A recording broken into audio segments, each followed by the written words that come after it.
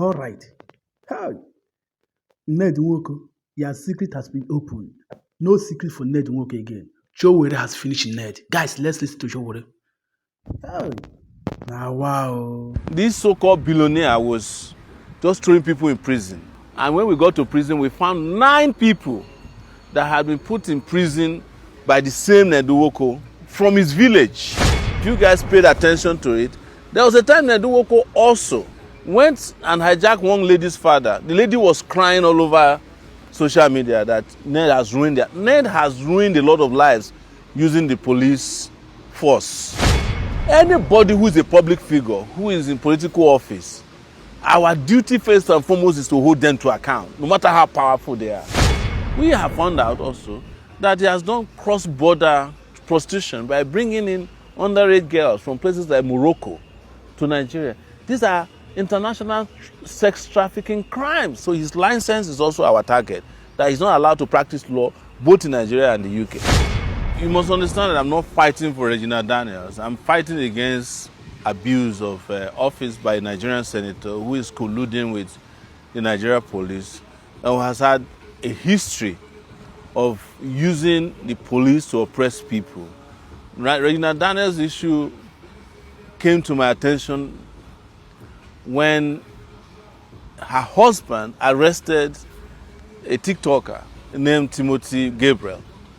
His TikTok name is Tuma, because they claim that Tuma accused Regina Daniels of having kids that do not belong to this particular senator. The senator procured the Nigerian police, particularly the FCT command, got Tuma arrested and sent him to prison. They eventually brought Tuma to court after we protested, and Tuma was granted bail but could not meet his bail condition for 4 months. When he came out, he had been battered so bad, he was forced to apologize to Regina Daniels' husband, Senator Nednwoko. His real name is Chinedu Nwoko, but he abbreviated it to Ned. So when again Senator Nednwoko got Regina Daniels' brother arrested, apparently for cybercrime and defamation of character as they claim, I was contacted, not by their family. And when I was contacted, most people said, well, you don't have to fight for this guy because they had been fighting against you. And I said, no, it doesn't matter. I know Nednwoko. Nednwoko was the person I fought some 5 years back when he was prosecuting falsely and oppressively a lady known as Jaruma who used to sell aphrodisiacs on Instagram. So I heard about Jaruma, never met Jaruma before, but I felt it strange that this so-called billionaire was just throwing people in prison. In 2021, I was also arrested. That time not by Nednwoko, but I was arrested by the Nigerian police, accused of doing a protest on New Year's Eve. And when we got to prison, we found 9 people that had been put in prison by the same Nednwoko from his village, because they said when young people were fighting against him for stealing their land to set up what is now known as his sports university. We fought and helped these guys to get out. Later on, if you guys paid attention to it, there was a time Nednwoko also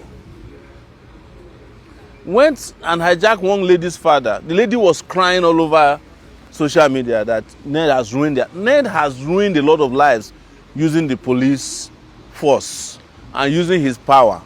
And one thing people must know in Nigeria is that anybody who is a public figure, who is in political office, our duty first and foremost is to hold them to account, no matter how powerful they are.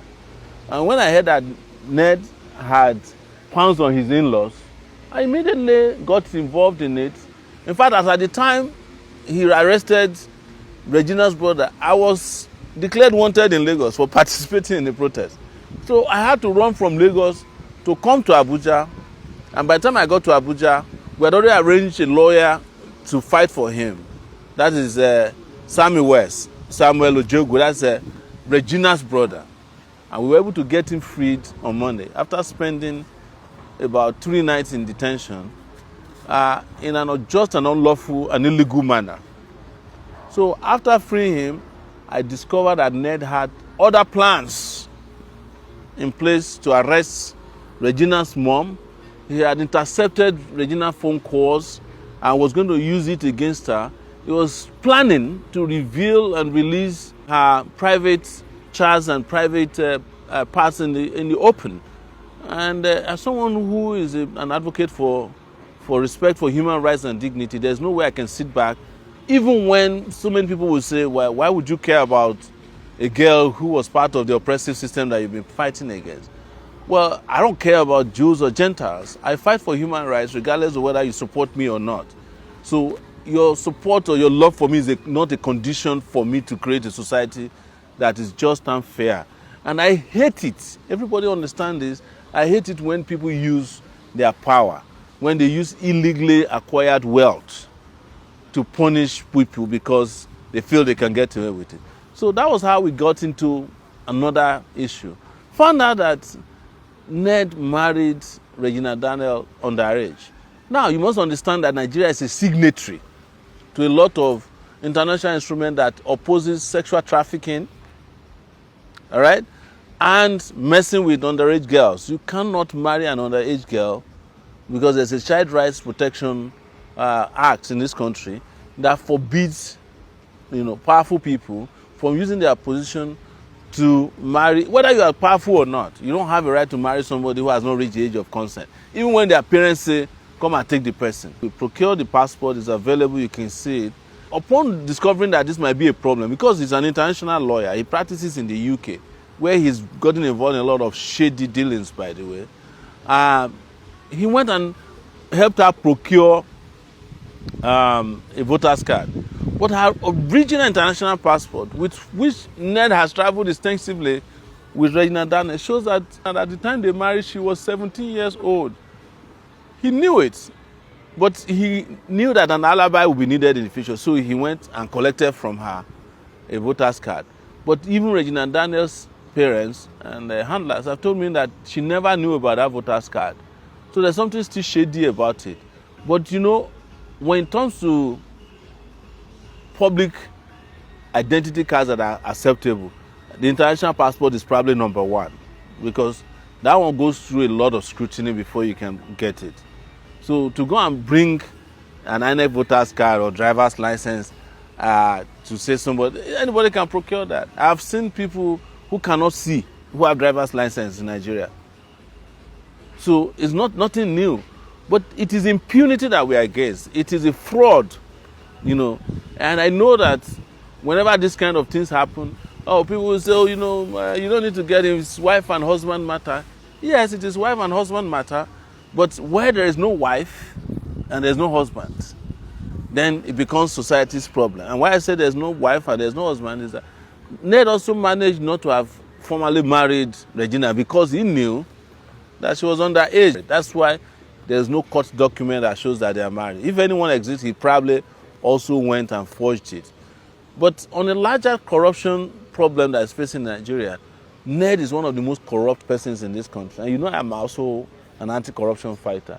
He's the one who, in conjunction with Malami and the rest of them, claim that they are refunding local government money to Nigeria. And Ned gets millions and millions of dollars in what they claim is legal consultancy to the federal government to help retrieve money that already exists that belongs to local governments. And that's how he's able to get away with all these crimes. We have found out also that he has done cross-border prostitution by bringing in underage girls from places like Morocco to Nigeria. These are international sex trafficking crimes. And we are saying Ned should be suspended immediately from the Senate. He should be arrested by, I won't say Nigeria police, it should be a crack team because the police is in his pocket.